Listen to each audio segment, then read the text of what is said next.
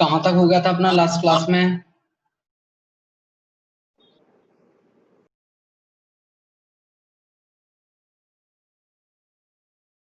हम लोग पढ़ रहे थे पानी का एडिशन ना।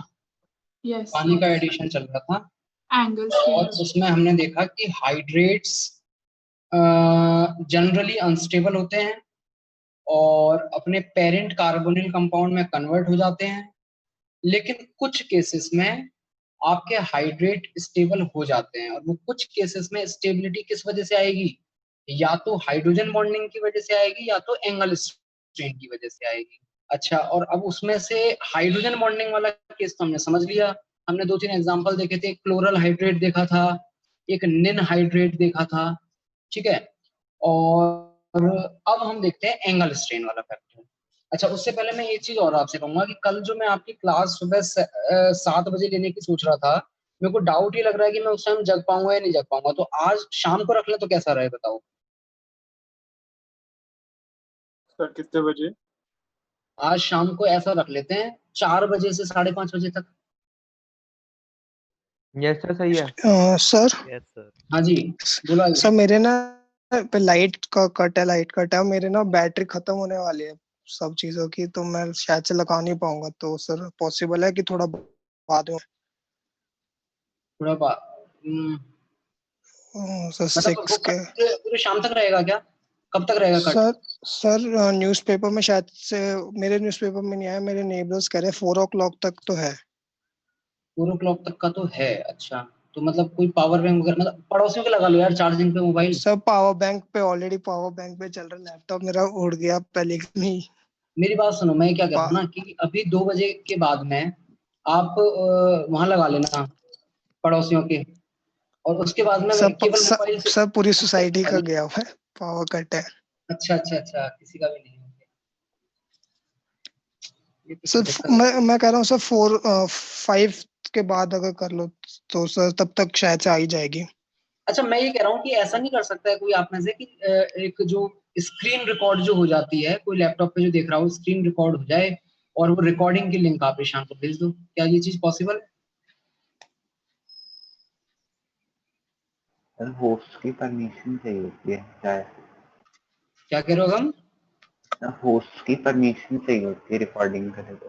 हाँ, तो होस्ट में रहूंगा तो मैं परमिशन दे दूंगा आपको उस टाइम पे। वैसे ठीक है सर। ठीक है ना? सर। ठीक ठीक, तो वैसे ही करेंगे। तो आज आज शाम को 4 बजे से है आपकी एक क्लास और, ठीक है ना? तो कल वाली फिर थैंक यू सर। क्लास, हाँ, सुबह नहीं रखेंगे फिर हम 7 बजे से। एक चीज इसमें थोड़ा सा ये बताओ कि ये टोटल स्टूडेंट कितने हैं अपने? क्योंकि अगर मान लो 100 से ज्यादा हुए तो फिर एक ऑफिशियल आईडी ही फिर मेरे को लेनी पड़ेगी, और अगर 100 से कम है तो फिर मैं किसी भी आईडी पे काम चला सकता हूँ। जैसे आप में से कोई है जो अभी 2 जगह से लॉगिन करके बैठा हुआ है? जैसे अभी मैं देख रहा था आर्यन ने 2 जगह से लॉगिन किया हुआ था, आर्यन अबाउट ने। ये सब वो मैं भी फोन से लॉग आउट करता हूँ। हाँ, तो अगर मान लो अपना अंडर 100 रहेगा, क्योंकि ये 101 जा रहे हैं, 101 में फिर वो किसी एक बच्चे को फिर दिक्कत हो जाएगी, तो वो सब दिक्कत नहीं होनी चाहिए।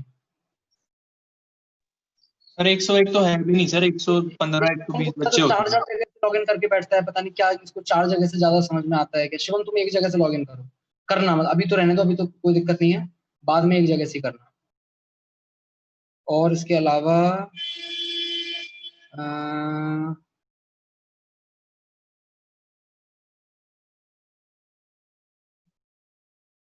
ठीक है, बाकी तो फिर सब। एक कृति गोयल ने भी 2 जगह से किया हुआ है। कृति, आप भी उस वाली क्लास में एक से ही कर लेना है ना। अभी तो ठीक है, अभी तो चलने दो, जैसे भी कोई दिक्कत नहीं है, मतलब हो जाएगा अपना काम, ठीक है। चलो अभी आगे स्टार्ट करते हैं।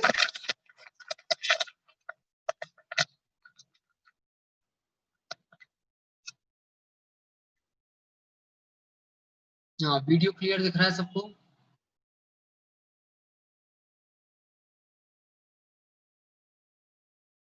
वीडियो क्लियर है?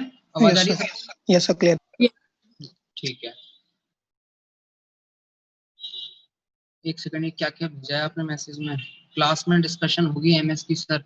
नहीं नहीं, उसमें वरुण आगे का पढ़ाएंगे, डिस्कशन नहीं करेंगे, आगे का पढ़ाएंगे। ने भी 2 अकाउंट से, हाँ कृतिका सर कल रात में, नहीं अरे रात में नहीं, शाम को लगाएंगे 4 बजे से। चलो भाई, उसमें एनिलीन के बहुत ज्यादा आ रहे हैं। किसके? वो एनिलीन वाले जो आप बोल रहे थे ना, नाइट्रोजन वाले, हाँ हाँ, वो काफी ज्यादा आ रहे हैं बीच बीच में। कोई बात नहीं, तो छोड़ते चलो, हटाते चलो, ठीक है। अभी कुछ दिनों में एनिलीन जब कर लेंगे तब कर लेना उसको। 1 मिनट, हमने लास्ट कहाँ तक कर लिया था? स्टेबिलिटी 1 मिनट, वो थोड़ा सा ना मेरे को नोट्स निकालने पड़ेंगे। 1 मिनट।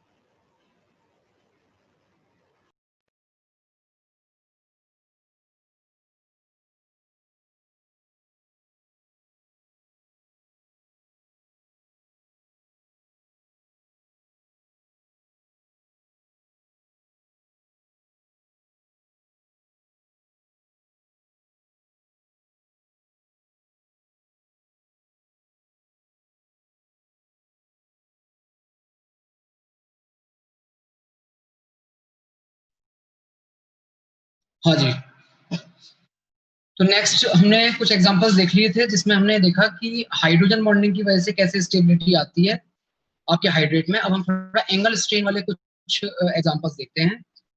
आपके पास एक कंपाउंड है,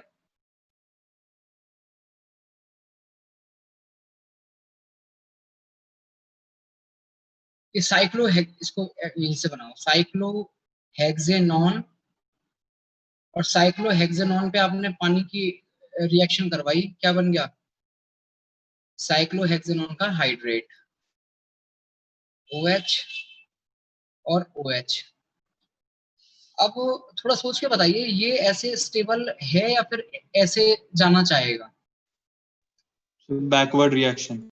ये बैकवर्ड जाएगा, और मतलब जो आपने हाइड्रेट बनाया है वो ऐसे कोई स्टेबल नहीं है, वापस वो किस में चले जाएगा? साइक्लोहेक्सेनॉन में चले जाएगा। लेकिन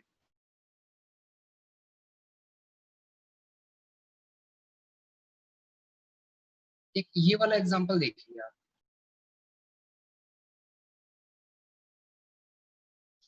इस कंपाउंड में एंगल स्ट्रेन कितना है?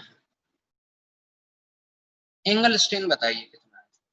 इस कार्बन का हाइब्रिडाइजेशन कितना है? sp3 एक सेकंड, मेरे पास सुनीता मैम का मैसेज आया है, आपका कुछ डिस्कशन है 4:30 से एनसीईआरटी का? सो वो एनसीईआरटी क्लासेस हो 4:30 बजे से ही है वो? Yes sir. ये आपने बताया नहीं अभी को। चलो ठीक है, मैं अभी फिर इन्फॉर्म कर सर आप ही दूंगा। ले लो सर क्लास, एनसीईआरटी में तो क्वेश्चंस ही होते हैं सिर्फ। Yes sir. ठीक है, मैं बात कर लूंगा, वो फिर उसको बताता हूँ मैं। हाँ, इसमें एंगल स्ट्रेन बताइए, एंगल स्ट्रेन कितना है? ये आपका कार्बन sp3 हाइब्रिडाइज्ड है, कितना रहना चाहता था? ये रहना चाहता था लगभग 110, 109 डिग्री 28 मिनट। और अभी है कितना ये बॉन्ड एंगल आपका? हाँ जी, बॉन्ड एंगल है कितना? 60 डिग्री। जरा बताइए इसमें एंगल स्ट्रेन कितना है? ऑलमोस्ट 50 डिग्री का एंगल स्ट्रेन है। Yes sir. अब अगर मान लेते हैं ये इसमें जाता है, जैसे कि साइक्लोहेक्सेनॉल जा रहा था इसमें, है ना?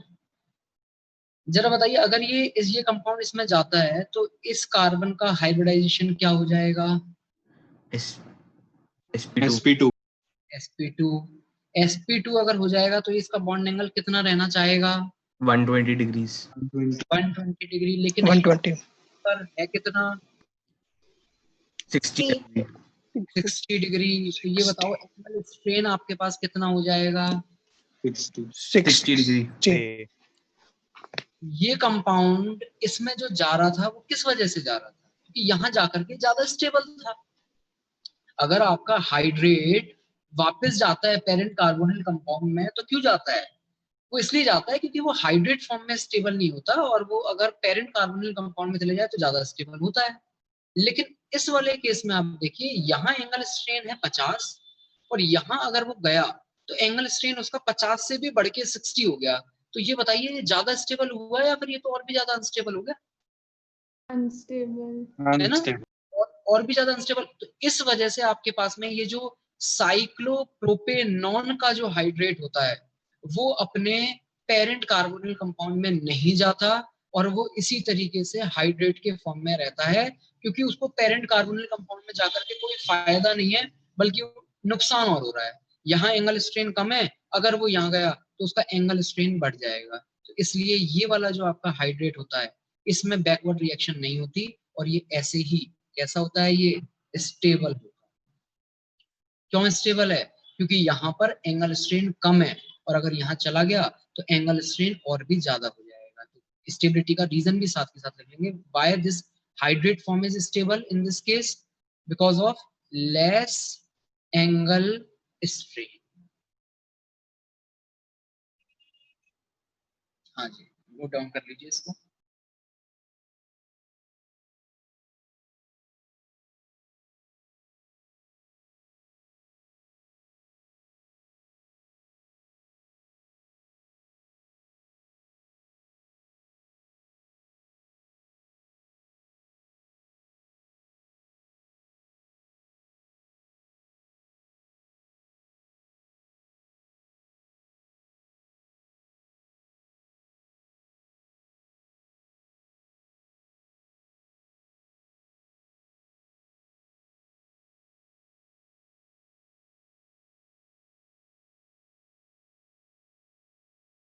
डन।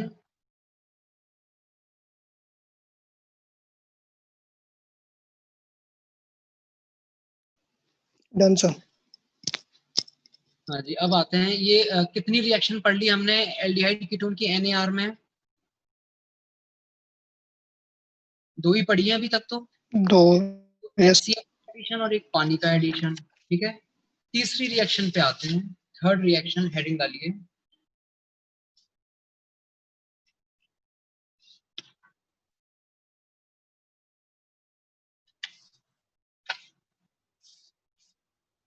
हाँ जी, थर्ड रिएक्शन है रिएक्शन विद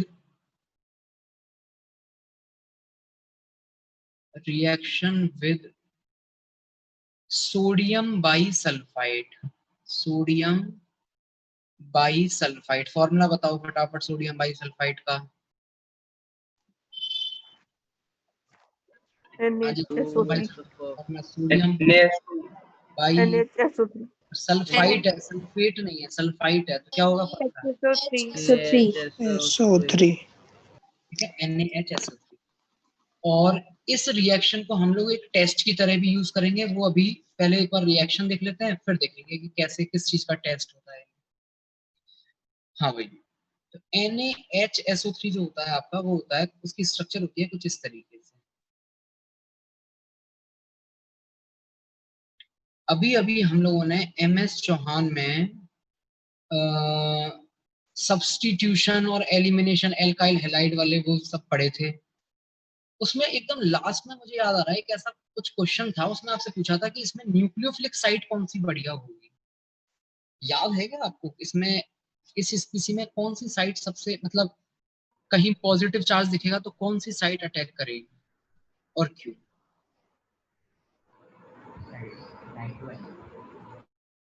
अच्छा, पहले तो ये बताओ कि कौन कौन न्यूक्लियोफाइल की तरह बिहेव कर सकता है। कौन कौन न्यूक्लियोफाइल की तरह बिहेव कर सकता है?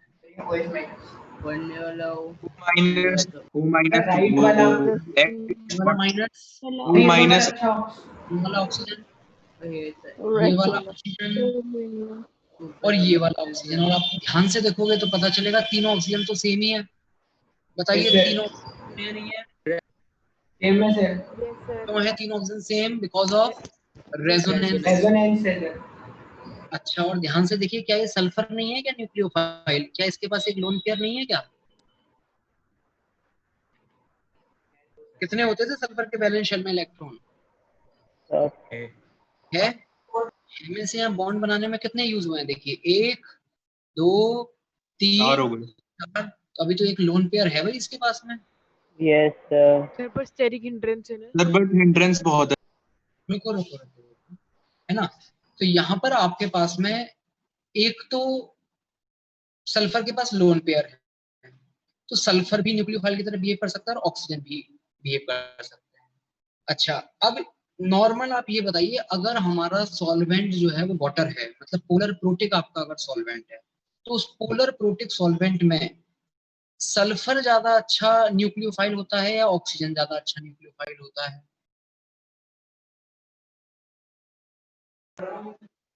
सर सल्फर ज्यादा अच्छा होता है। सर सल्फर था। ऑक्सीजन में क्या दिक्कत आती है पोलर प्रोटिक में? सर ये सर जो वाटर होता है वो ये से हाइड्रेट कर उसका हाइड्रेशन हाइड्रेशन सर छोटे साइज होने की वजह से ज्यादा मॉलिक्यूल सराउंड करते हैं, तो इसका ओवरऑल साइज बड़ा हो जाता है।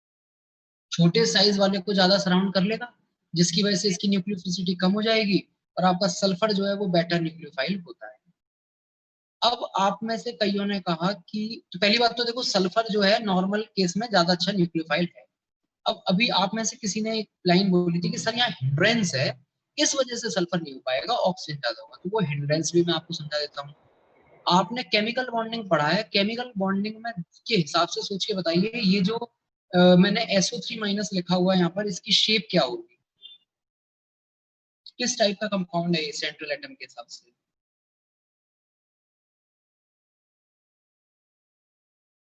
AB3L1 है नहीं? Triangular pyramidal.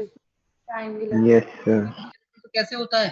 S double bond O minus Na plus O minus H plus, और इसके साथ है एक लोन पेयर, अमोनिया जैसी स्ट्रक्चर है। बताइए हिंड्रेंस कोई ज्यादा बड़ा फैक्टर हुआ क्या इसके लिए? No sir. लोन पेयर तो इस साइड से देना है और बाकी जो तीनों ऑक्सीजन है वो तो अपोजिट साइड में है। सर हाँ जी। तो इस पे 3 ऑक्सीजन लगे हैं, तो उनकी वजह से इलेक्ट्रोनेगेटिविटी कम नहीं होगी, तो ये जाएगा लोन पे। 3 ऑक्सीजन लगे हुए हैं जिसकी वजह से इसके ऊपर पॉजिटिव चार्ज आएगा, ये बात आप बिल्कुल सही कह रहे हो। बट जो यहाँ रेजोनेंस चल रहा है ना साथ के साथ, उस रेजोनेंस में देखिए हो क्या रहा है, ऑक्सीजन अपना लोन पेयर डोनेट कर रहा है उसको, मतलब सल्फर के साथ लेके आ रहा है। तो जो इफेक्ट आना चाहिए था उतना बढ़िया वाला इफेक्ट नहीं आ पाएगा, मतलब उतना ज्यादा पॉजिटिव चार्ज नहीं आएगा उससे। बाकी वैसे तो अगर रहेगा ही ऑब्वियसली, थोड़ा बहुत इलेक्ट्रोनेगेटिविटी में डिफरेंस है तो थोड़ा बहुत पॉजिटिव चार्ज आएगा, बट उससे उसकी न्यूक्लियोफिलिसिटी पे इतना कोई ज्यादा मेजर फर्क नहीं पड़ने वाला। तो सबसे इम्पोर्टेंट चीज देखिए, आपको स्टार्टिंग में स्ट्रक्चर देखते ही क्या लग रहा था कि शायद इसमें न्यूक्लियोफाइल की तरह कौन बिहेव करेगा? ऑक्सीजन। तो सबसे पहले तो वो चीज आप करेक्ट कीजिए, इसमें न्यूक्लियोफाइल की तरह कौन बिहेव करता है? सल्फर का लोन पेयर बिहेव करेगा। ऑक्सीजन की न्यूक्लियोफिलिसिटी उतनी ज्यादा नहीं होगी जितनी सल्फर की। ठीक है, अब करवाइए आप रिएक्शन। आपको न्यूक्लियोफाइल पता चल चुका है, कोई भी आप एल्डिहाइड ले आइए और उस एल्डिहाइड के साथ आपको करवानी है न्यूक्लियोफिलिक एडिशन रिएक्शन। हाँ जी, ये है आपका एल्डिहाइड और इसके साथ आ गया है आपका ये SO3 2 माइनस। तो लिख लेते हैं S double bond O minus Na plus और O माइनस H प्लस। ये है सल्फर का लोन पेयर, इसने अटैक किया इस पे और ये गया O पे माइनस। क्या बन गया? RCO माइनस S, इसके साथ एक H पहले से लगा हुआ है। हाँ जी, OH O minus Na plus और डबल बॉन्ड O। ध्यान से देखना। एक मिनट, ऐसे सोच के बताओ आप।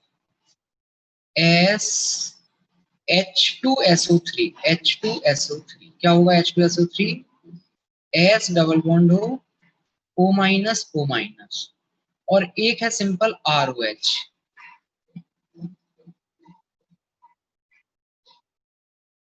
इन दोनों में से मैं आपसे पूछूं कौन सा H ज्यादा एसिडिक है? ROH वाला H ज्यादा एसिडिक है या H2SO3 वाला H ज्यादा एसिडिक है, और क्यों? IOH वाला। ROH। Which H is more acidic? IOH वाला। यार यहाँ सर हम H2SO3 वाला, और H2SO3 वाला।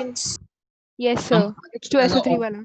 खत्म कर चुके हैं और अभी आप एसिडिक स्ट्रेंथ नहीं जज कर पा रहे हो यार, बड़ी मतलब शेमफुल बात है ये तो। आप दोनों का आप वो बनाइए कॉन्जुगेट बेस। इसका तो ये बनेगा, इसमें क्या बनेगा? RO minus. इसमें रेजोनेंस है और इसमें नहीं है, कौन ज्यादा स्टेबल है इसमें से? ऑब्वियसली ये ऊपर वाला। और अगर ये ज्यादा स्टेबल है तो सीधी बात है ये ज्यादा एसिडिक हो गया। मतलब आपके पास H2SO3 में जो H होता है वो ज्यादा एसिडिक होता है एल्कोहल वाले H से। अब ध्यान से देखना, ये आपके पास लिखा हुआ है H2SO3 जैसा ही कुछ एक चीज, जिसमें यहाँ पर इस ऑक्सीजन के साथ में H है, और यहाँ लिखा हुआ है एल्कोहल में से H हटाने के बाद जो चीज बचती है RO माइनस। तो इनमें से आपका ये वाला H जो होता है वो ज्यादा एसिडिक होता है। ज्यादा एसिडिक है तो इसका मतलब हटेगा और यहाँ से यहाँ आ जाएगा। बताइए क्या होने जा रहा है?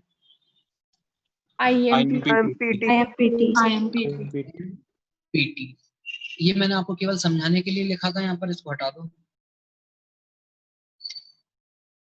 ये केवल ये बताने के लिए लिखा था कि ये H ज्यादा एसिडिक है तो यहाँ से यहाँ शिफ्ट कर जाएगा बस, ठीक है। हाँ जी, शिफ्ट कराने के बाद बताओ क्या बन रहा है आपके पास? RCOH,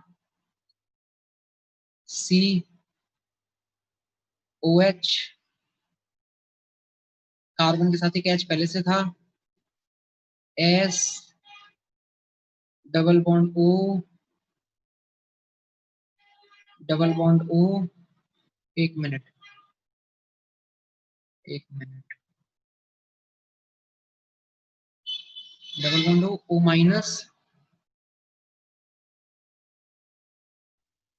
एक मिनट, अरे एक गलती कर दिया मैं, एक मिनट एक मिनट एक मिनट। गलती क्या हुई, मतलब छोटी सी मिस्टेक ये हो गई कि आपने जब लोन पेयर यहाँ डोनेट किया है तो ये बताओ सल्फर के ऊपर प्लस चार्ज नहीं लगाओगे क्या आप?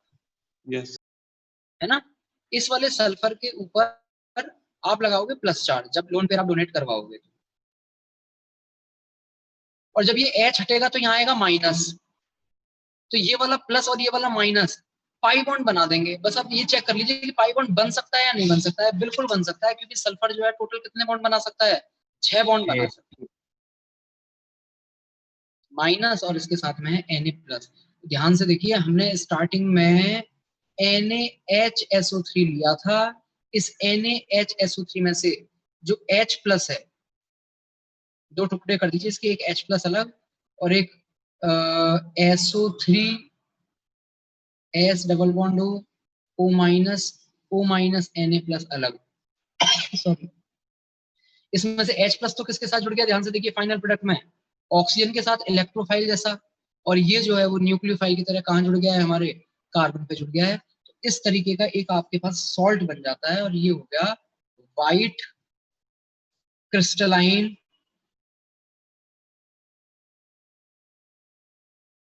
सॉलिड। व्हाइट क्रिस्टलाइन सॉलिड बनता है। तो इस चीज को हम एक टेस्ट की तरह यूज करेंगे। पहले आप यहाँ तक रिएक्शन लिखिए, फिर मैं बताता हूँ किस तरीके से हम इसको टेस्ट की तरह यूज करते हैं। लिखिए पहले रिएक्शन।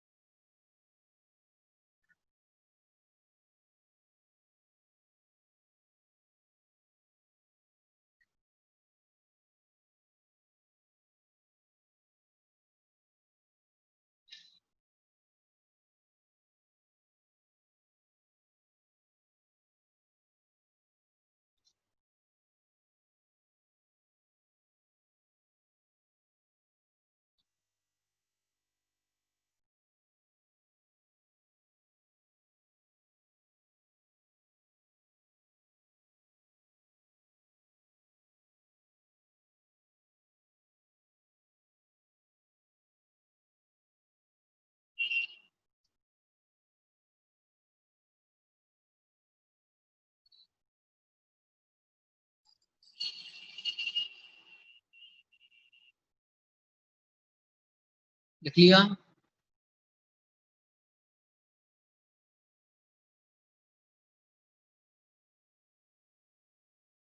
सर यहाँ पे हम प्लस चार्ज की नहीं बात करेंगे जो सल्फर पे डेवलप होता है ऑक्सीजन के कारण? पार्शियल पॉजिटिव ना? Yes sir. बिल्कुल करेंगे, बताओ क्या क्या करना है। सर उसके कारण रिएक्टिविटी कम होएगी ना? थोड़ी बहुत कम होगी, बट स्टिल आपके पास सल्फर ही बेटर न्यूक्लियोफाइल रहेगा। Okay sir.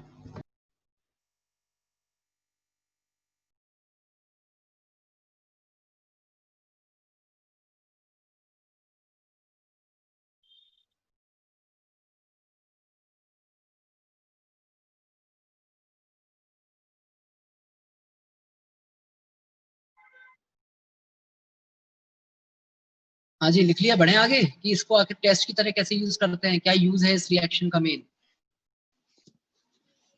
सर लिख लिया। चलिए आगे बढ़ते हैं। हाँ जी, इस रिएक्शन का यूज देखिए ऑर्गेनिक केमिस्ट्री में किस जगह हम इसको यूज करते हैं। एक आपके पास में मिक्सचर है, मिक्सचर है एक, कैसा मिक्सचर? कंटेनिंग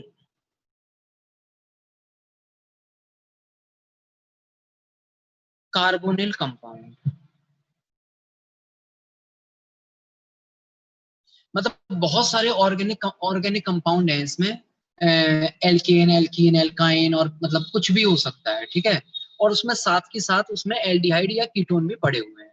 तो एक मिक्सचर है जिसमें बहुत कुछ है और साथ के साथ क्या है उसमें? कार्बोनिल कंपाउंड भी हमारा, या तो एल्डिहाइड या तो कीटोन कुछ इसके अंदर पड़ा हुआ है। और हमें इस मिक्सचर में से उस एल्डिहाइड या कीटोन को अलग करना है, उस एल्डिहाइड या कीटोन को अलग करना है हमें, ठीक है। तो कैसे करेंगे? हम इस मिक्सचर में मिलाएंगे NaHSO3। क्या होगा? जैसे ही आप इस मिक्सचर में NaHSO3 मिलाओगे, इस NaHSO3 के साथ सिर्फ और सिर्फ कौन रिएक्शन करेगा? इस मिक्सचर में से NaHSO3 के साथ सिर्फ और सिर्फ कौन रिएक्शन करेगा? ये आपका कार्बोनिल कंपाउंड जो इसके अंदर प्रेजेंट है।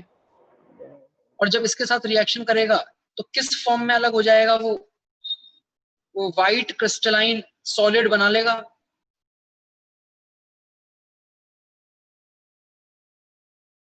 बाकी सब कुछ लिक्विड है और आपका जो कार्बोनिल कंपाउंड था वो एक व्हाइट क्रिस्टलाइन सॉलिड के फॉर्म में नीचे बैठ चुका है। अब क्या करेंगे? इसको छान के अलग कर लेंगे। लेकिन दिक्कत हो गई है, तो हमें अलग करना था कार्बोनिल कंपाउंड और आपके पास अलग होकर के क्या आया है?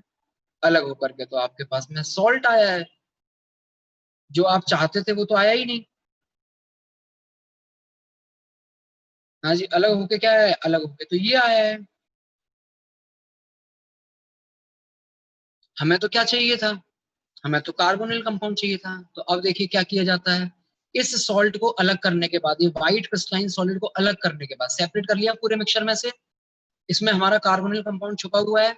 अब मिलाया जाता है, बेसिक मीडियम किया जाता है इसको, मतलब बेसिक पानी में घोल करके मीडियम बेसिक किया जाता है। तो इन बेसिक मीडियम क्या होगा? बेसिक मीडियम में आपका ये जो H है वो यहाँ से हटेगा। H जब हटेगा मतलब एक तरीके से बैकवर्ड रिएक्शन अब होने लग जाएगी। क्या बनेगा? तो RCHO-। एक चीज ध्यान देना, ये एल्कोहल वाला H है, NaOH की इतनी ज्यादा टेंडेंसी नहीं है कि इसको बहुत ज्यादा हटा लेगा, थोड़ा बहुत आएगा बस, इक्विलिब्रियम थोड़ा बहुत बनाएगा ये। S double bond O, double bond O- और Na+। हाँ जी, अब ये जो माइनस आपके पास आया है मीडियम बेसिक होने की वजह से, अब रिएक्शन चलेगी कुछ नीचे आ कुछ जाएगा। SN2TH जैसी। SN2TH में क्या होता था? ये माइनस तो आएगा नीचे और यहाँ से आपका लीविंग ग्रुप हट जाएगा। और ये लीविंग ग्रुप देखिए एक अच्छा लीविंग ग्रुप है। कैसे हटेगा? अच्छा ये भी सुनो यहाँ पर, RC डबल बॉन्ड OH, ये तो अलग हो गया आपका, जो आपका पेरेंट कार्बोनिल कंपाउंड था, ठीक है। इसके अलावा जरा बताना ये क्या होगा यहाँ पर, कैसे अलग होगा ये, किस फॉर्म में अलग होगा? थोड़ा सोचो, बताओ। सल्फर के ऊपर नेगेटिव। एस पे माइनस पुश करेगा। किस पे आएगा माइनस? सल्फर पे? Yes sir. ना, नहीं आ सकता। एडजेसेंट एटम्स पे माइनस नहीं है स्टेबल। पता है क्या होगा? ये बॉन्ड टूटेगा आपके पास, जैसे सल्फर पे माइनस आएगा ना, एक पाई बॉन्ड टूटेगा। और कैसे टूटेगा पाई बॉन्ड? इस पाई बॉन्ड के इलेक्ट्रॉन कहाँ चले जाएं, ऑक्सीजन पे, ऑक्सीजन पे, और एस को पॉजिटिव मिल जाए। प्लस आ जाएगा, सल्फर पे प्लस और यहाँ से आया माइनस, तो सल्फर का चार्ज तो खत्म। एक double bond as it is है, और बाकी जो ये दूसरा डबल बॉन्ड था ये भी O माइनस और ये भी O माइनस, इस तरीके से आपका SO3 माइनस अलग हो जाएगा बेसिकली। ठीक है, तो देखिए फाइनली इस पूरे मिक्सचर में से आपने अपना कार्बोनिल कंपाउंड जो था वो आपने सेपरेट कर लिया है। तो बताइए NaHSO3 को हम कैसे, किस चीज के लिए यूज करेंगे, क्या टेस्ट है ये? टेस्ट तो क्या बोलना है इसको, टेस्ट बोलना तो सही नहीं है ना, टेस्ट थोड़ी नहीं हुआ ये सेपरेटिंग का सेपरेशन का मेथड हुआ, सेपरेशन का मेथड हुआ। एक्सट्रैक्शन। हाँ, एक मिक्सचर में से, ऑर्गेनिक कंपाउंड के मिक्सचर में से कार्बोनिल कंपाउंड को बड़ी इजीली सेपरेट कर सकते हैं। और टेस्ट एक्चुअली ये है, हाँ सही बात है, पहले स्टेप तक टेस्ट ये है कि ये पता करने के लिए कि आपके इस मिक्सचर में कार्बोनिल कंपाउंड है या नहीं। अगर व्हाइट क्रिस्टलाइन सॉलिड बन रहा है इसका मतलब इसमें कार्बोनिल कंपाउंड है, और अगर नहीं बनेगा तो फिर नहीं है। तो टेस्ट भी है और सेपरेशन का मेथड भी है, दोनों काम चल रहे हैं साथ। लिख लीजिए। सर इस सॉल्ट का आप नाम बता दोगे सर? सॉल्ट का नाम तो ऐसा कुछ अलग से इसको नहीं लिखना, बाकी आप इसको सल्फाइट सॉल्ट कह सकते हो, ठीक है। बाकी इसका कलर आपको पता होना चाहिए, व्हाइट क्रिस्टलाइन होता है, ये नमक जैसा होगा अपीयरेंस में। नाम इसका इतना कोई इम्पोर्टेंट नहीं है, सल्फाइड सॉल्ट आप कह सकते हो वैसे इसको, कैन लिखना चाहो तो।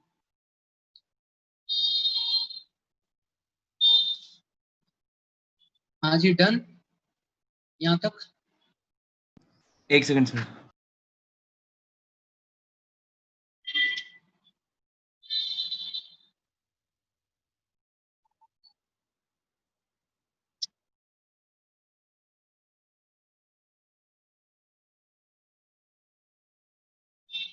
अभी रुको, कवलीन भाई आ रहे हैं, अभी नोट बता रहे हैं आपको।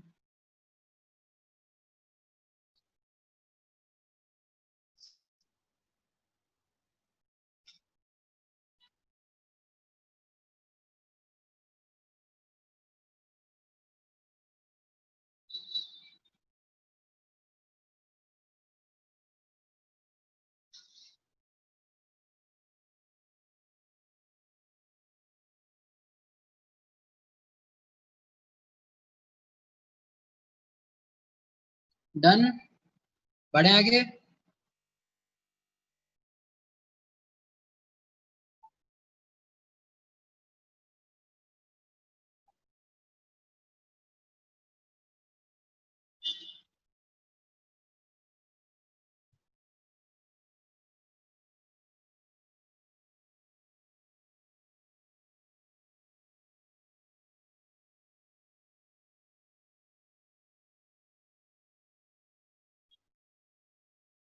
बहुत स्लो लगते हो। सब लिख लिया।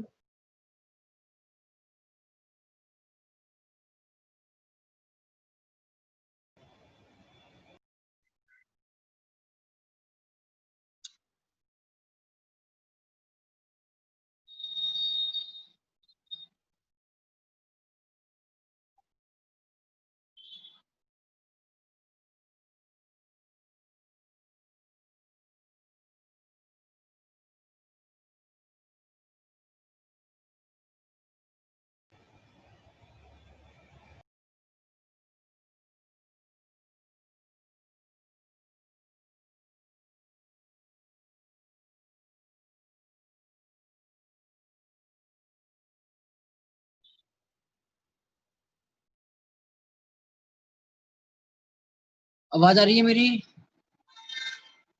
Yes sir. लिख लिया? Yes sir. Yes sir. बता दिया करो ना जब लिख लो, तो कोई बताता ही नहीं है। हाँ जी, अब एक बहुत ही इंपॉर्टेंट नोट लिख ली।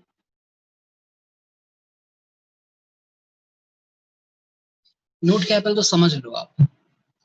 आपके पास यहाँ ये जो न्यूक्लियोफाइल है, थोड़ा सोच के बताइए, ये बहुत मतलब अच्छा टाइप का न्यूक्लियोफाइल है या वीक टाइप का न्यूक्लियोफाइल है, क्या कहोगे, क्या कमेंट करोगे इसके बारे में? सर अच्छा भी नहीं है उतना, क्योंकि लोन पेयर है ना। ठीक से होगा क्योंकि इसमें पॉजिटिव चार्ज दो चीजें हैं इसमें, एक तो सल्फर के पास आया है पॉजिटिव चार्ज 3 ऑक्सीजन की वजह से, ठीक है, आएगा या नहीं आएगा बताओ, पार्शियल पॉजिटिव चार्ज 3 ऑक्सीजन की वजह से आएगा सर। और दूसरा आपके पास में हिंड्रेंस भी है तो सही, ऐसा तो है नहीं कि बिल्कुल ही नहीं है। वो अलग बात है कि उतना फर्क नहीं पड़ रहा था क्योंकि लोन पेयर दूसरी तरफ था और ये दूसरी तरफ थे, लेकिन हिंड्रेंस है तो सही। जब ये दूसरे मॉलिक्यूल के पास जाएगा अटैक करने के लिए तो ऑब्वियसली ऑक्सीजन रिपेल कर रहे होंगे उसको। तो इन दो फैक्टर की वजह से ये जो आपके पास में सल्फर है, अभी मैंने आपको बताया था कि ऑक्सीजन और सल्फर में से कौन ज्यादा अच्छा न्यूक्लियोफाइल है, ऑक्सीजन और सल्फर में से सल्फर ही बेटर है, उसमें कोई शक नहीं है। लेकिन ओवरऑल ये जो कंपाउंड है ये उतना अच्छा भी न्यूक्लियोफाइल नहीं है, क्योंकि उसके पीछे दो रीजन है, एक तो सल्फर के पास पार्शियल पॉजिटिव चार्ज और दूसरा आपके पास में हिंड्रेंस। तो अब क्या होता है, अगर आप एक ऐसा कार्बोनिल कंपाउंड ले लो जिसमें इस कार्बोनिल कार्बन पे हिंड्रेंस अच्छा खासा हो, हिंड्रेंस अच्छा खासा हो, तो फिर ये सल्फर यहां तक पहुंच ही नहीं पाएगा अटैक करने के, और जब सल्फर पहुंच ही नहीं पाएगा तो फिर रिएक्शन ही नहीं हो पाएगी। नोट लिखिए, बहुत इंपॉर्टेंट लिखिए, this reaction is exhibited by, this reaction is exhibited by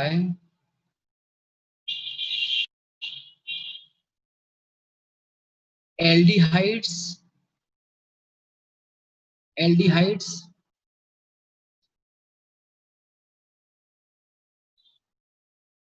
and methyl ketones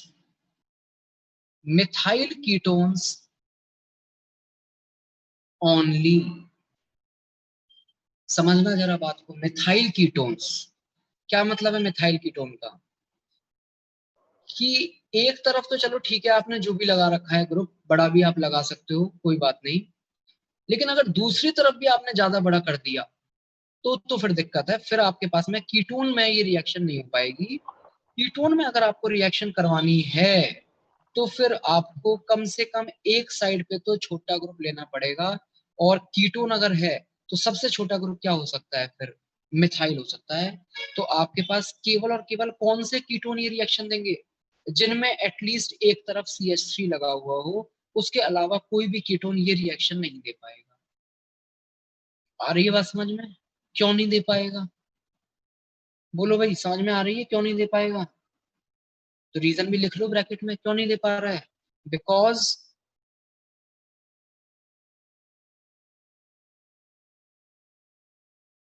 nucleophile is bigger in size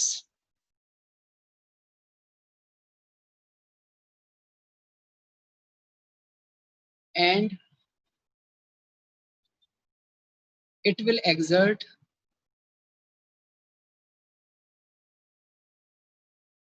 steric repulsion।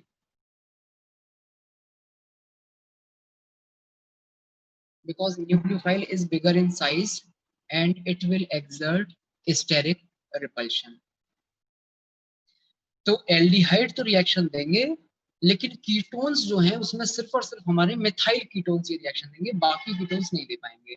अच्छा, लेकिन अब इसमें एक और एक्सेप्शन देख लो अब, या चाहे जैसे उसको समझो आप, जो आपके साइक्लिक कीटोन्स होते हैं, साइक्लिक कीटोन में क्या होता है कि आपके पास में ये जो R वाले ग्रुप है ये नीचे की तरफ कंस्ट्रेंड होते हैं, नीचे की तरफ है ये, तो इनकी रिएक्टिविटी थोड़ी सी ज्यादा होती है नॉर्मल कीटोन्स के कंपैरिजन में।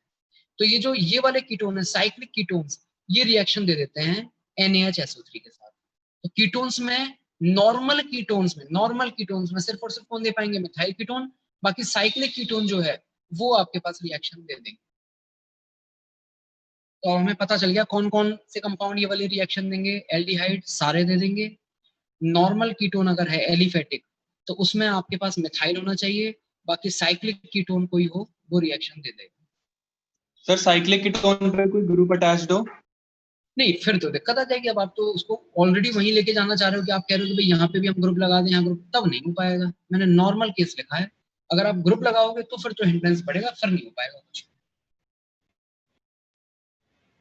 ठीक है, सर फिर हमें मतलब चेक कर लेना चाहिए या फिर कभी भी नहीं होगा, जैसे कभी केस आ जाएगी उसमें भी एंगल स्ट्रेन या फिर हाइड्रोजन बॉन्डिंग कुछ इस तरह से? बात सुनो, उसमें एक्चुअली ऐसा है कि आपके पास में ग्रुप लगाने का कोई लिमिट नहीं है ना, वो आप अनलिमिटेड कंपाउंड्स बना सकते हो, आप कुछ भी ग्रुप लगा करके एक बार एक तरफ एक बार दोनों तरफ और इधर उधर लगा के आप कुछ भी बना सकते हो। तो अगर आपके पास में कुछ भी ना लगा हुआ हो, मतलब सिंपल हाइड्रोजन या ड्यूटेरियम लगा हुआ हो, तब तो आपको रिएक्शन करवानी है। और अगर हाइड्रोजन ड्यूटेरियम के अलावा कुछ भी आप ग्रुप लगाओगे तो फिर हिंड्रेंस हो जाएगा, और उस केस में फिर हम रिएक्शन नहीं कर पाएंगे। बस इतना सही सोचना है आपको, ठीक है? जी सर। सर पैरा पे भी हिंड्रेंस होगा? नहीं नहीं, पैरा पे तो फिर क्यों होगा, ये बात तो यहाँ की चल रही है ना, अटैक तो यहाँ होगा, यहाँ आप कुछ भी करते हैं यस सर वही। उससे नहीं, यहाँ की बात चल रही है। अच्छा, फिर ये जो चीजें आपने लिखी हैं इसको थोड़ा सा हम थ्योरी के फॉर्म में लिख देते हैं। लिखिए स्टेटमेंट अगला।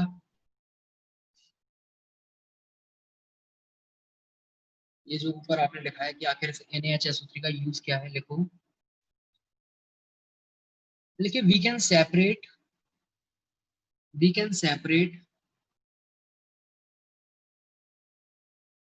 carbonyl compounds, we can separate carbonyl compounds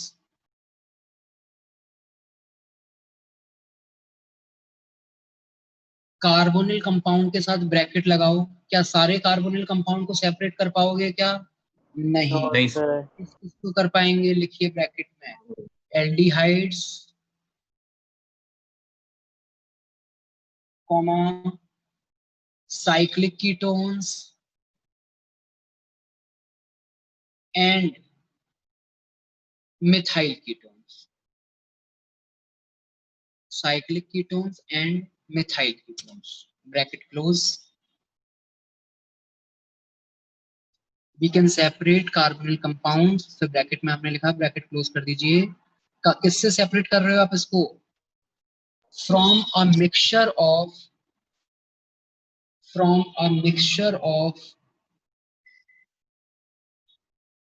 organic compounds,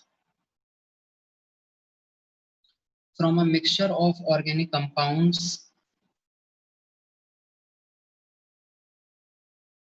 by using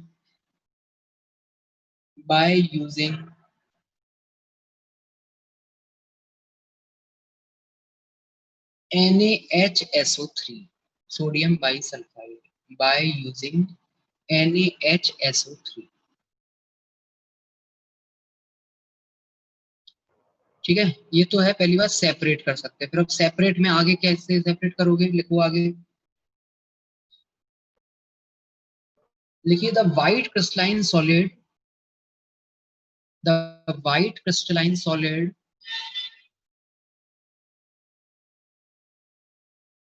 the white crystalline solid obtained after reacting with NaHSO3, the white crystalline solid obtained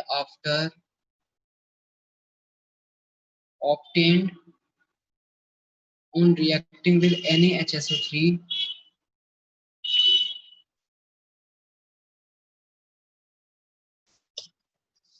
the white crystalline solid obtained on reacting with NaHSO3 can be brought back to its parent carbonyl compound, can be brought back to its parent carbonyl compound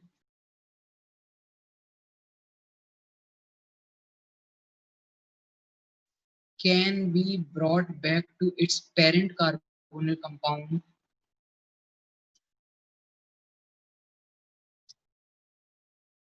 on treating with base like NaOH, KOH, etc.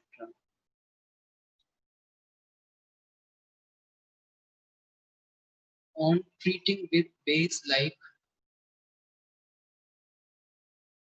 NaOH, KOH, etc. हाँ जी, तो ये हमारी कौन से number की reaction complete हुई? Third reaction हमारी complete हुई है, एडिशन ऑफ NaHSO3। NaHSO3 किसी ऑर्गेनिक कंपाउंड के साथ नहीं है एक तरीका? फिर से बोलो, समझ में नहीं आया मेरे को। NaHSO3 किसी भी ऑर्गेनिक कंपाउंड के साथ रिएक्शन नहीं करता इसके अलावा? औरों के साथ नहीं करता, केवल कार्बोनिल कंपाउंड के साथ ही NaR शो करता है, औरों के साथ नहीं।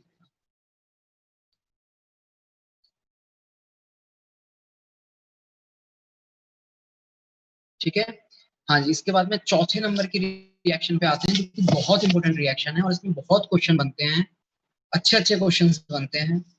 और अगर आपको याद हो तो अभी एल्कोहल वाले चैप्टर में हम कुछ क्वेश्चंस छोड़ करके आए हैं, जो मैंने बताया था हम एक रिएक्शन पढ़ेंगे एल्डिहाइड में, फिर उसके बाद में करना क्या था, याद है किसी को? हेनरी वाली रिएक्शन, एडिशन ऑफ एल्कोहल। तो अब देखो ये आपके पास दोनों की हो गई एक तरीके से रिएक्शन, एल्कोहल की भी है और कार्बोनिल कंपाउंड की भी है। एडिशन ऑफ एल्कोहल,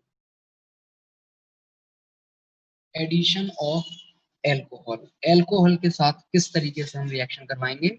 इस रिएक्शन का दूसरा नाम होता है, इसमें जो एक्चुअली स्पीसीज बनते हैं उसके नाम, उसके बेसिस पे नाम दिया गया है एसीटल फॉर्मेशन।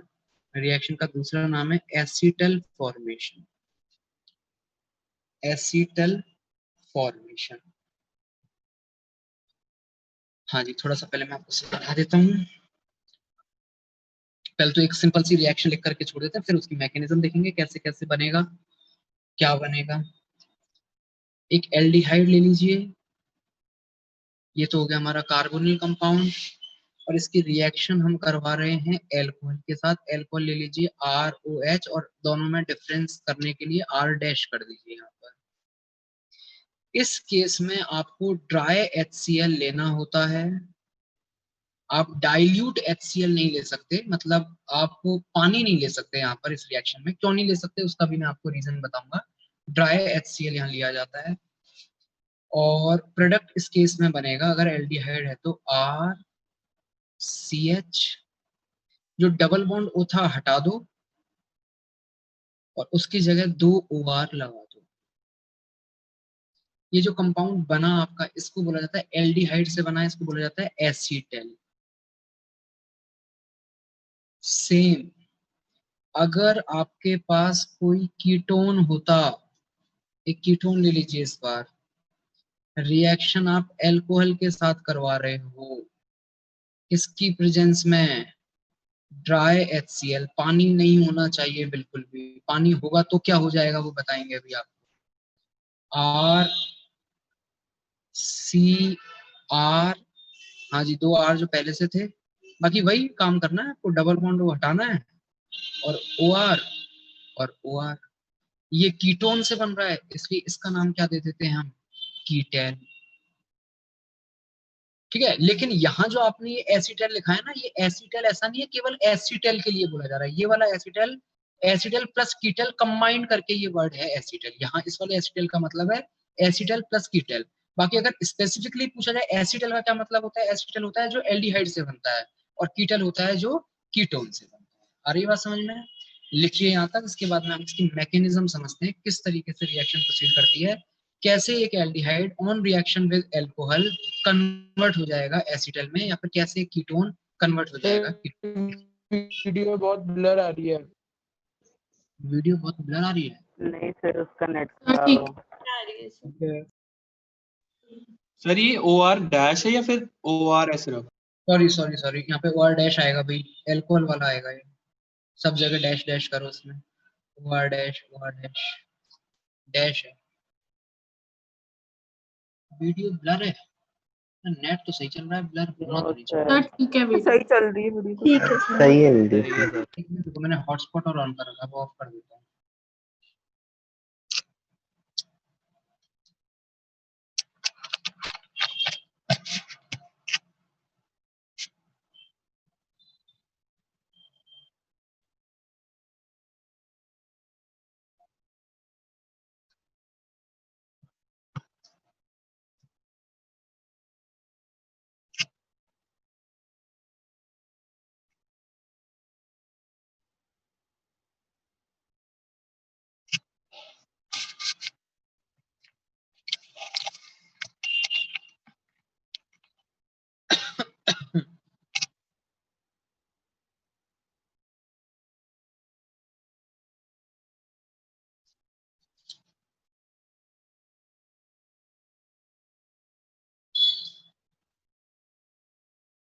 मैकेनिज्म लिख लिया, करें स्टार्ट मैकेनिज्म। चलिए देखिए,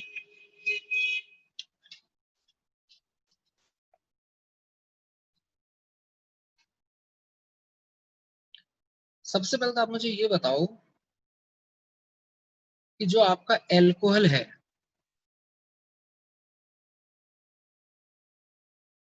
और न्यूक्लियोफाइल तो देखो है, इसमें तो कोई शक नहीं है, न्यूक्लियोफाइल तो है। क्यों है? क्योंकि लोन पे डोनेट कर सकता है। लेकिन पुअर न्यूक्लियोफाइल है या स्ट्रॉन्ग न्यूक्लियोफाइल है, किस कैटेगरी में आते हैं एल्कोहल? कैसा न्यूक्लियोफाइल होगा एल्कोहल?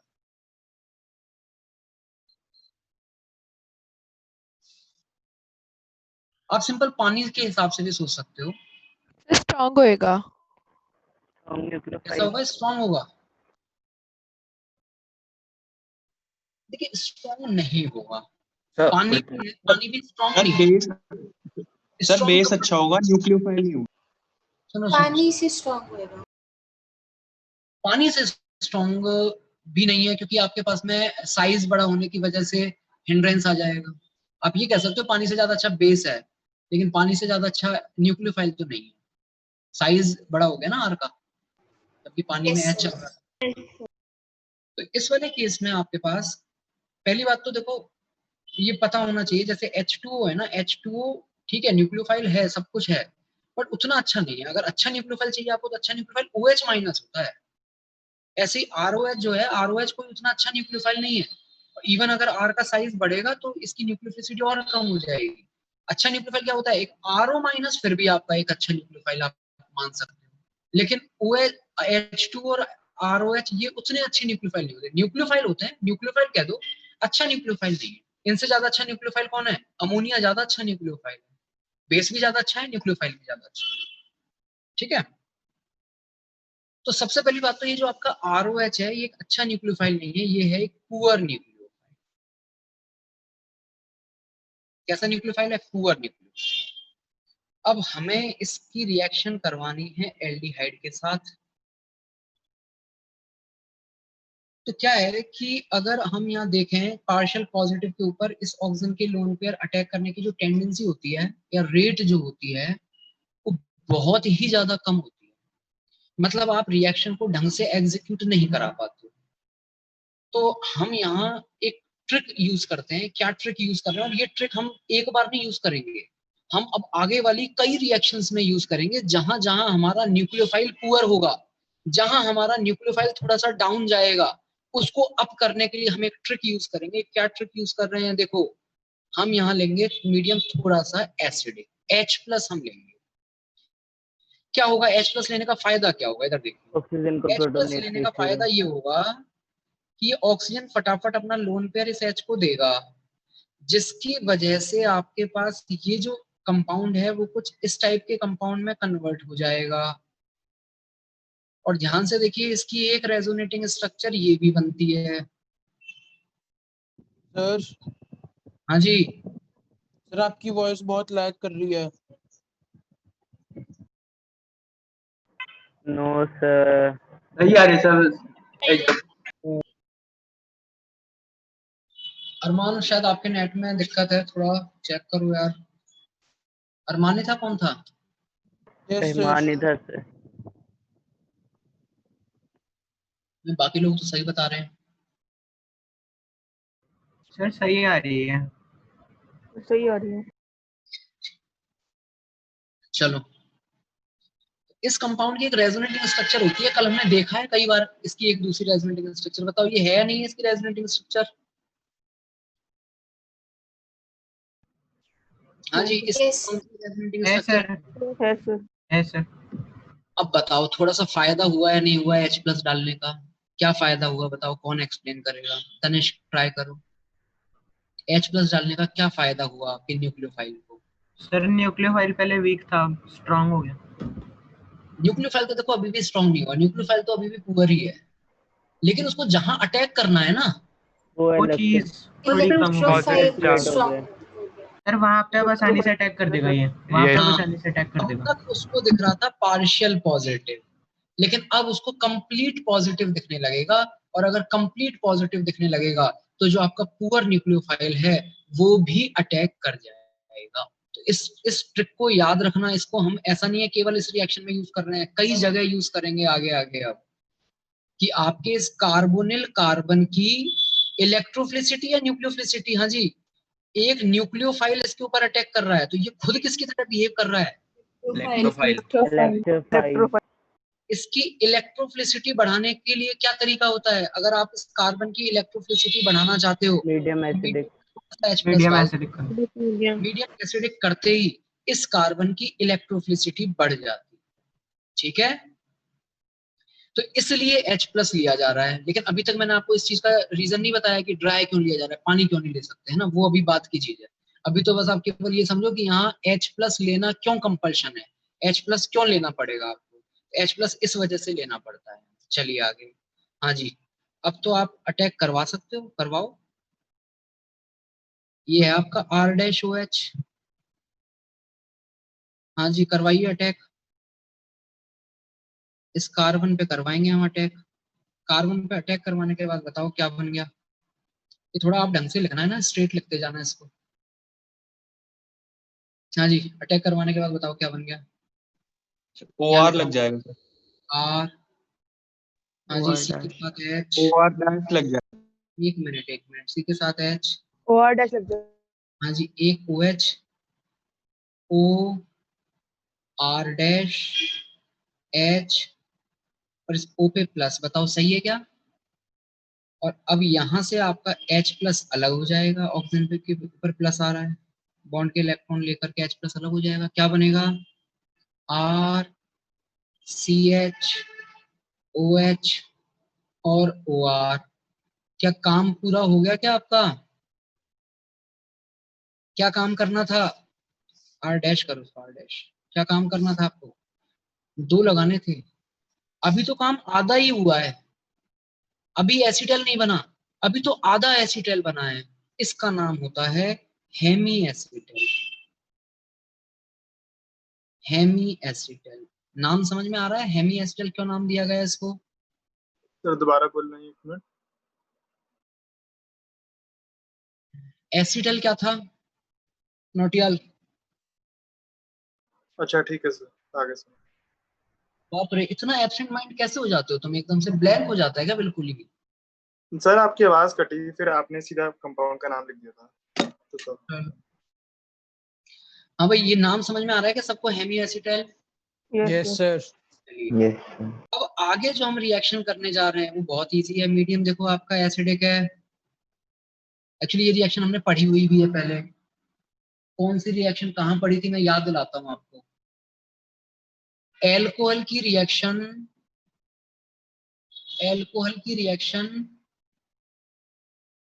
H2SO4 के साथ 2 अलग अलग टेम्परेचर पे 170 140, याद आ रहा है कुछ?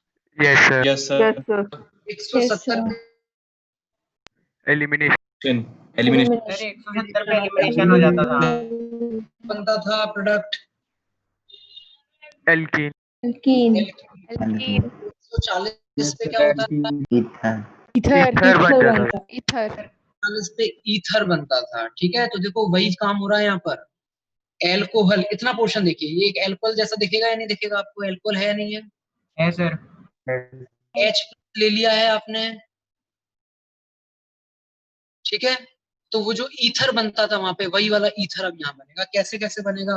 वो मैकेनिज्म वहां भी वही चलती थी, यहाँ भी वही चलेगी। उसमें 170 पे तो हुआ करता था एलिमिनेशन और 140 पे होता था सब्स्टिट्यूशन। तो अब यहाँ सब्स्टिट्यूशन होगा। कैसे होगा सब्स्टिट्यूशन? पहले तो ये आपका OH अच्छा लीविंग ग्रुप बनेगा। अभी तो ये अच्छा लीविंग ग्रुप ही नहीं है। कैसे बनेगा अच्छा लीविंग ग्रुप? हाँ जी, बन गया अच्छा लीविंग ग्रुप। Yes sir. बन चुका है अच्छा लीविंग ग्रुप। अच्छा लीविंग ग्रुप बना दो और इस अच्छे लीविंग ग्रुप पे कैसे लिखें इसको? ऐसे लिखिए, रुको, ऐसे लिखो इसको।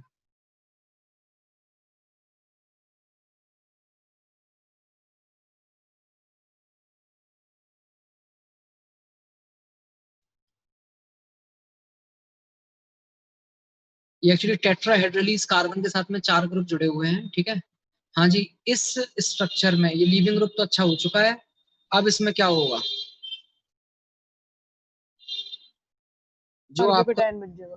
कार्बोकेटाइन R डैश OH, नहीं कार्बोकेटाइन नहीं बन पाएगा। रीजन बताओ पहले, तो कार्बोकेटाइन क्यों नहीं बन पाएगा? SN2 हो जाएगी उतने में। कार्बोकेटाइन नहीं बनता भाई, इसमें बन ही नहीं सकता कार्बोकेटाइन, क्योंकि आपने पानी लिया ही नहीं है। अच्छा हाँ जी सर। Yes sir. नहीं, एक मिनट हाँ यस सर। एक मिनट रुको, पानी नहीं लिया तो कोई बात नहीं, एल्कोहल तो है, एल्कोहल तो पोलर प्रोटिक सॉल्वेंट है। बनेगा बनेगा बनेगा, बिल्कुल बनेगा। एक मिनट, ये बताइए पोलर प्रोटिक सॉल्वेंट है नहीं है? R डैश OH है पोलर प्रोटिक? पानी नहीं ले सकते, पानी में दिक्कत है, पानी में क्या दिक्कत है वो मैं बताऊंगा अभी आपको, लेकिन ये एल्कोहल तो है, एल्कोहल भी पोलर प्रोटिक सॉल्वेंट है, बनाएगा कार्बोकेटाइन। और ये बताओ इस केस में कार्बोकेटाइन आपका जो बन रहा है वो बहुत स्टेबल है नहीं है? यस सर होगा। Yes sir. क्यों है बहुत स्टेबल, बहुत बहुत स्टेबल क्यों है? ऑक्सीजन का लोन सबसे ज्यादा इफेक्टिव वाला है, ठीक है। हाँ जी, तो SN1 चल रही है अब आगे। अब तक तो चल रही थी NAR, क्योंकि एल्डिहाइड पे रिएक्शन हो रही थी, NAR हुई थी। और अब जो है आपके पास में ये लीविंग ग्रुप हट के पहले कार्बोकेटाइन बनेगा और फिर आपका न्यूक्लियोफाइल अटैक करेगा। तो अब ये न्यूक्लियोफाइल मतलब यही तो पोलर प्रोटिक सॉल्वेंट है और यही हमारा न्यूक्लियोफाइल भी है। करवा दीजिए अटैक इस न्यूक्लियोफाइल का इस पे।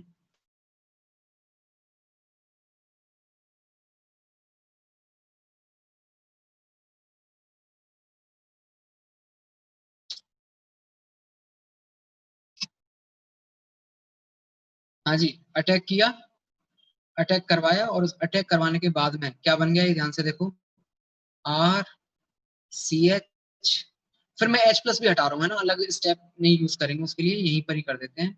RCH OR डैश और OR डैश, बताओ जो बनाना चाह रहे थे वो बन गया नहीं बन गया? एसीटेल,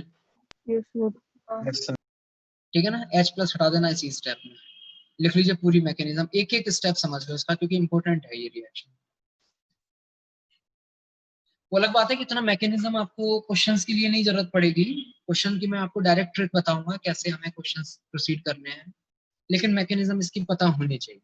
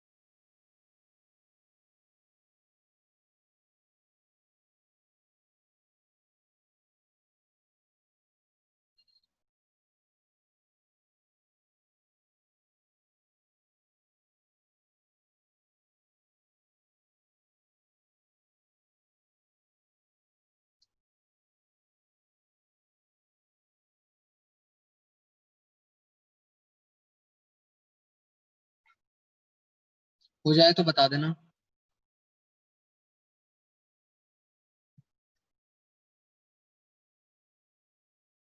हो गया।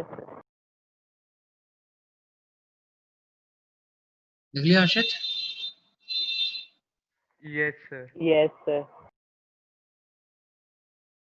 मैंने आपको एल्डिहाइड वाली मैकेनिज्म बताई है, कीटोन वाली नहीं बता रहा हूँ अब, है ना। हर एक स्टेप ऐसा ही होगा, बस इस वाले H की जगह पे सब स्टेप में R चल रहा होगा, तो फिर यहाँ हेमी एस्टेल नहीं बनेगा, पहले क्या बनेगा, हेमी कीटेल, और फिर आपके पास में फाइनली कीटेल बन जाएगा। तो मैकेनिज्म सेम ही है, उसमें कोई अंतर नहीं है।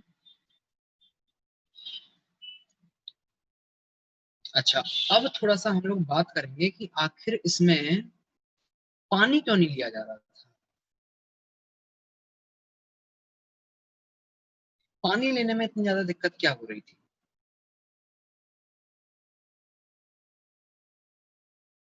ठीक है, लेकिन रुको रुको, पानी तक बाद में आएंगे, पहले पानी पे बाद में आएंगे, उससे पहले एक नोट लिखो, वो भी बताएंगे पानी क्यों नहीं लेते। एक नोट लिखिए इसमें, इसके भी कुछ रेस्ट्रिक्शन है, जैसे आपके इस वाली रिएक्शन के रेस्ट्रिक्शन थे ना NaHSO3 वाले के, मिथाइल कीटोन एंड ऑल, ऐसी इसके भी कुछ कुछ रेस्ट्रिक्शन है, लिखिए।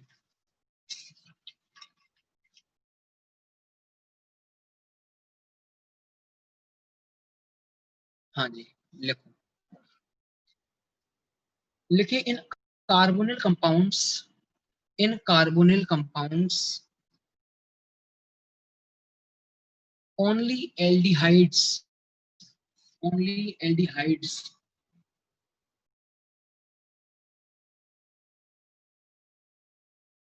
reacts with only aldehyde reacts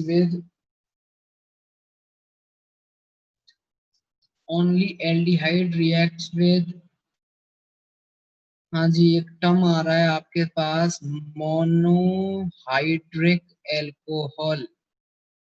जानते हो क्या क्या होता है मोनोहाइड्रिक एल्कोहल? क्या मतलब है मोनोहाइड्रिक एल्कोहल का? समझा देता हूँ। CH3OH, CH2OH, CH2OH, CH2OH, इस कार्बन से लगा हुआ उसके पास सिर्फ एक ही हाइड्रोजन हो। नहीं सर एक ही अल्कोहल CHOH, CH2OH। यहाँ हाइड्रिक का मतलब होता है OH। अगर केवल कंपाउंड में एक ही OH ग्रुप है तो उसको बोलेंगे मोनोहाइड्रिक। तो जिनको हम सिंपल अल्कोहल बोलते थे वो बेसिकली मोनोहाइड्रिक अल्कोहल ही होता है। हाँ जी, इसमें कितने OH लगे हुए हैं? दो। Dihydric alcohol, dihydric alcohol. हाँ जी, इसमें कितने OH लगे हुए हैं? डाइहाइड्रिक अल्कोहल, ट्राइहाइड्रिक ये हो जाएगा ट्राईहाइड्रिक अल्कोहल। और एक्चुअली मोनो से ज्यादा वाले जितने भी होते हैं उनको सबको हम पॉलीहाइड्रिक अल्कोहल बोलते हैं। ये मैंने वैसे टर्म परसों ही बताया है, कुछ एक ग्लिसरॉल की कोई रिएक्शन थी उसमें मैंने बताया था आपको, मुझको याद नहीं आ रहा कहाँ बट बताया था मैंने, है ना? Polyhydric, monohydric. तो अब स्टेटमेंट आप पहले अपना कंप्लीट कीजिए। आपको मोनोहाइड्रिक अल्कोहल का मतलब तो पता चल चुका है। लिखिए, लेकिन carbonyl compounds only aldehydes react with monohydric alcohol. Only aldehydes react with monohydric alcohol.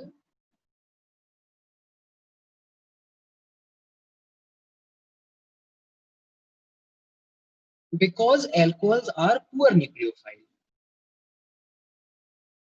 Because alcohol are poor nucleophile.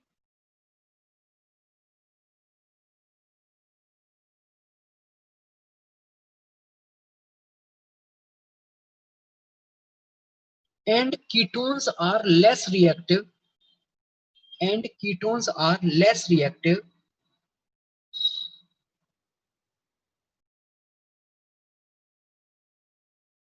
towards NAR. And ketones are less reactive towards NAR. हाँ जी, यहाँ तक एक बार स्टेटमेंट पढ़ लीजिए, जरा बताइए समझ में आ रहा है नहीं आ रहा है? सर एक बार स्टेटमेंट रिपीट कर दोगे? हाँ जी, आपकी आवाज नहीं आई। आवाज वाली दिक्कत आज वास्तव में सबको ही हो रही है या फिर कुछ लोगों को ही है? कुछ लोगों को ठीक ऐसा है है। सर। सर कोई दिक्कत नहीं आ रही है मुझे। चलो कोई नहीं, मैं रिपीट कर देता हूँ। कबलिन ध्यान से सुनना। इन carbonyl compounds only aldehyde react with monohydric alcohol. मतलब इसको मैं पूरे स्टेटमेंट को रिएक्शन के फॉर्म में लिख देता हूँ, आपको इजीली समझ में आ जाएगा। एल्डिहाइड मोनोहाइड्रिक अल्कोहल के साथ रिएक्शन करेगा और कीटोन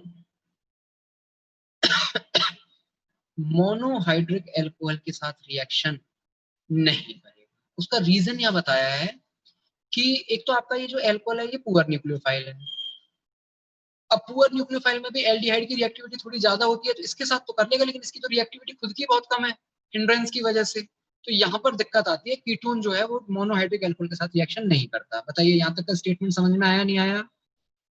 लेकिन अभी स्टेटमेंट हमारा कंप्लीट नहीं हुआ है, अब आगे लिखिए। बट ये बताइए कौन से कीटोन्स की रिएक्टिविटी ज्यादा हो जाती है? साइक्लिक की। तो साइक्लिक वाले मोनोहाइड्रिक अल्कोहल के साथ रिएक्शन कर जाएंगे, तो वो भी लिखो फिर पूरा। But cyclic ketones can react with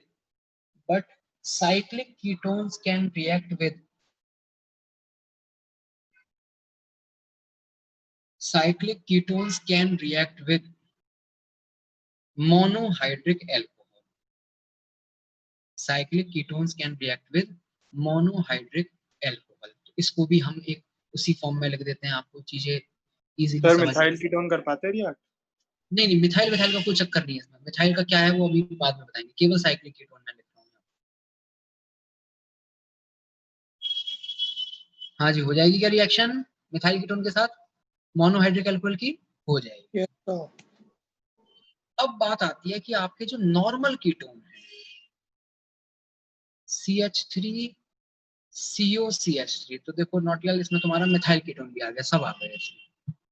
ये आपका एल्कोहल के साथ रिएक्शन, ये इसी में आ चुका था एक्चुअली, अलग से ऐसे लिखने की मुझे जरूरत नहीं है, बट अब किसी ने पूछा था मिथाइल कीटोन, इसलिए मुझे बताना पड़ रहा है। मिथाइल कीटोन भी यहाँ मोनोहाइड्रिक अल्कोहल के साथ रिएक्शन नहीं देते। तो अब सवाल आता है, क्या फिर ये कीटोन्स कभी भी ये रिएक्शन नहीं दे पाएंगे क्या? क्या ये कीटोन कभी भी आपके हेमी कीटल और कीटल नहीं बना पाएंगे क्या? तो ऐसा नहीं है। अब नया स्टेटमेंट आता है आपके पास में, लिखो अब अगला statement, next note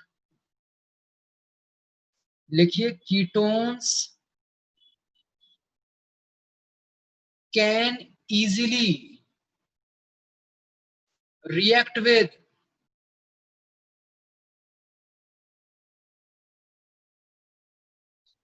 polyhydric alcohol, easily react with polyhydric alcohol,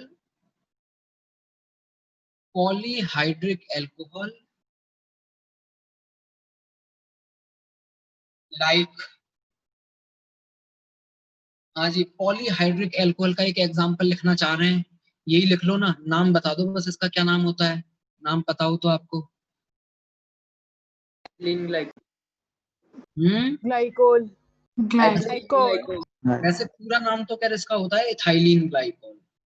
full जो नेम है, कॉमन नेम इसका वो है इथाइलिन ग्लाइकोल, लेकिन इतना लंबा कोई बोलता नहीं है। इसका जो जनरल नेम चलता है कॉमन लैंग्वेज में वो सिर्फ ग्लाइकोल चलता है, और ये ग्लिसरॉल होता है।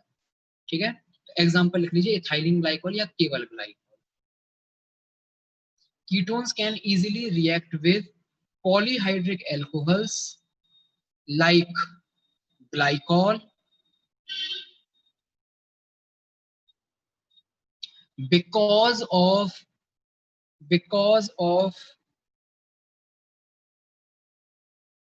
एक नया टर्म इंट्रोड्यूस कर रहे हैं, कीलेशन। सुना है कभी आपने कीलेशन? Yes sir. मतलब होता है कीलेशन का हाइड्रोजन बॉन्डिंग। रिंग। हाँ जी, रिंग फॉर्मेशन। कीलेशन मतलब रिंग फॉर्मेशन, ब्रैकेट में लिख लीजिए रिंग फॉर्मेशन। समझाता हूं मैं अब आपको इसमें। ये वाली रिएक्शन तो नहीं हुई थी इस कीटोन की, लेकिन कैसे एल्कोहल के साथ रिएक्शन कर लेगा, ये इसके साथ कर लेगा रिएक्शन। देखो यहां तक का मामला आप ये सब लिखना चाहो, हालांकि ये मैंने आपको स्टेटमेंट के फॉर्म में लिखवा दिया है, बट अगर स्टेटमेंट आपको कंफ्यूजिंग लगता है तो आप इस फॉर्म में इसको लिख लो। आगे बढ़ते हैं।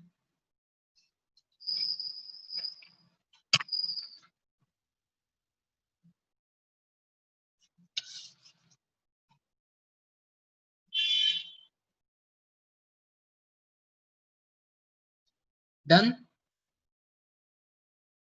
Yes sir.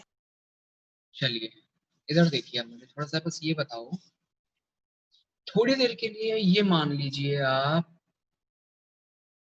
बस मानना है क्योंकि एक्चुअल में ऐसा होता नहीं है, बस थोड़ी देर के लिए मान लीजिए कि कीटोन, नॉर्मल वाले कीटोन भी एल्कोहल के साथ रिएक्शन कर जाते हैं, और एल्कोहल आपने लिया हुआ है CH3OH। थोड़ी देर के लिए मान लीजिए रिएक्शन हो जाती, कंप्लीट रिएक्शन हो जाती, तो क्या बनता, प्रोडक्ट क्या बनाते हैं अगर रिएक्शन हो जाती तो? और दो OCH3 लग जाते हैं। OCH3 बनाते ना, अगर हम ये मान लेते हैं कि रिएक्शन होती तो, लेकिन ये रिएक्शन नहीं होती। कौन सी रिएक्शन होती है? रिएक्शन होती है पॉलीहाइड्रिक अल्कोहल के साथ। क्या है पॉलीहाइड्रिक अल्कोहल? पॉलीहाइड्रिक अल्कोहल है OH CH2, मतलब जो आपके 2 मोल थे CH3OH के, वो जुड़े हुए हैं अब। एक ही कंपाउंड में जुड़े हुए हैं। ये है आपके पास कंपाउंड। तो जो आप दोनों के साथ अलग अलग रिएक्शन करा के इस तरीके से कंपाउंड बना रहे थे, इस बार क्या बनाओगे? तो प्रोडक्ट डायरेक्टली मतलब आप बना सको, आपको दिमाग में कंफ्यूजन आ रहा है, इसलिए मैंने ये चीज बताई है। अब आप डायरेक्टली बता सकते हो प्रोडक्ट क्या बनेगा। बताओ क्या बनेगा? CH3 CH3, हाँ जी बोलिए। O CH2 O OCH2 और ये जुड़ गया। यस बताओ रिंग फॉर्म हो गई या नहीं हो गई? हो गई सर। कितने मेंबर की रिंग फॉर्म हो गई है? 5। 5 मेंबर की रिंग फॉर्म हो गई है। अच्छा, और कैटलिस्ट तो लेना पड़ेगा। क्या चलता है यहाँ रिएक्शन करवाने के लिए? क्या कैटलिस्ट लेना है आपको? Dry HCl। ये रिएक्शन करवा दीजिए। ये रिएक्शन बिल्कुल होती है कीटोन की, नॉर्मल कीटोन की, किसके साथ? पॉलीहाइड्रिक एल्कोहल के साथ। और इस ये जो प्रोडक्ट बना है इसको क्या बोलेंगे? क्या है ये? एसीटल, हेमीएस्टल, कीटल, हेमीकीटल, क्या है ये? कीटल।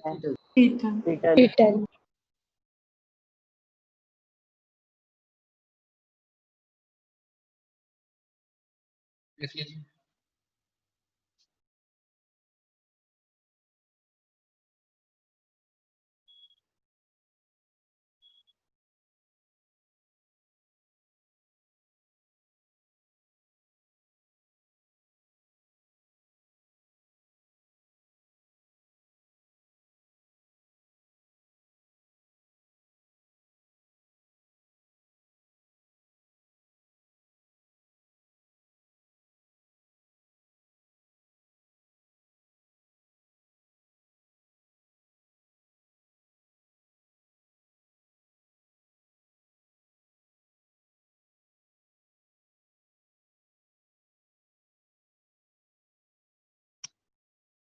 सर जब भी रिंग बन रही होती है 5 मेंबर या 6 मेंबर की, सर वो हमेशा स्टेबल होती है? हाँ जी, 5 मेंबर की और 6 मेंबर की रिंग आपके पास स्टेबल होगी। अच्छा, अब इसमें मुझे एक क्वेश्चन बताओ, जितना जो अब तक पढ़ाया है उस पर बेस्ड एक सिंपल सा क्वेश्चन मैं आपसे पूछ रहा हूँ। CH3 CHO और इसकी रिएक्शन मैं करवा रहा हूँ ग्लाइकॉल के साथ, और ट्राई HCl मैंने लिया हुआ है। बताइए प्रोडक्ट क्या बनेगा?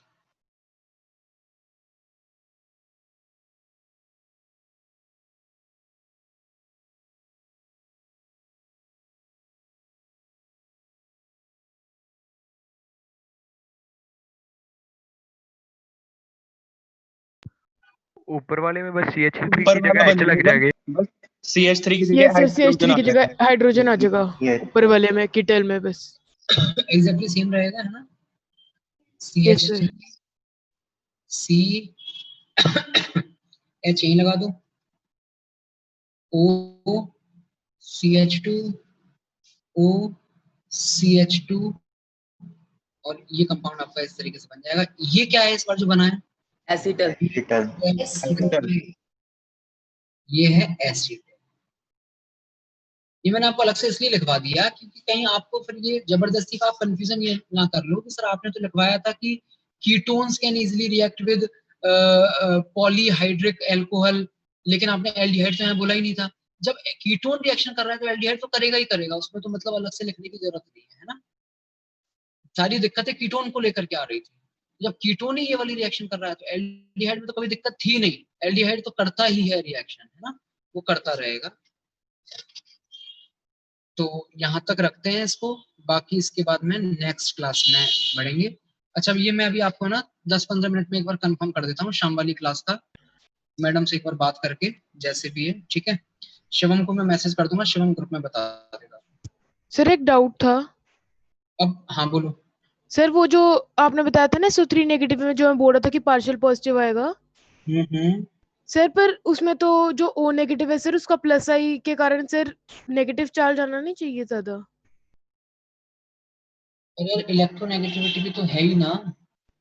सर कौन सा डोमिनेटिंग होएगा, इलेक्ट्रोनेगेटिविटी है 2 ऑक्सीजन 2 ऑक्साइड आयंस का, वो प्लस आई। तो वही है, ओवरऑल उतना ज्यादा पॉजिटिव नहीं आता है कि वो अपना लोन पेयर ही देने से पहले सोचने लग जाए। लोन पेयर डोनेट करता है, ठीक है, बट हाँ उतना अच्छे तरीके से नहीं कर पाएगा। अगर ऑक्सीजन वगैरह नहीं लगे हुए होते तो ज्यादा बेटर तरीके से सल्फर लोन पे डोनेट कर पाएगा। Okay sir. सर पर अभी भी ओ नेगेटिव के कारण तो हमारे पे पार्शियल नेगेटिव आ ही रहा है ना उसके बाद सल्फर पे। हाँ ओके सर। ठीक है, आप लोग 2:30 बजे तक एक बार ग्रुप जरूर चेक कर लेना। क्लास अगर होगी तो 4 बजे से। H2O वाला आप अगली क्लास में बताओगे? हाँ कल्पेश, अभी ये खत्म नहीं हुआ, अभी तो एस्टेल चलेगा। एस्टेल पे कई क्वेश्चन देखेंगे अभी हम, है ना। हाँ, थैंक यू सर।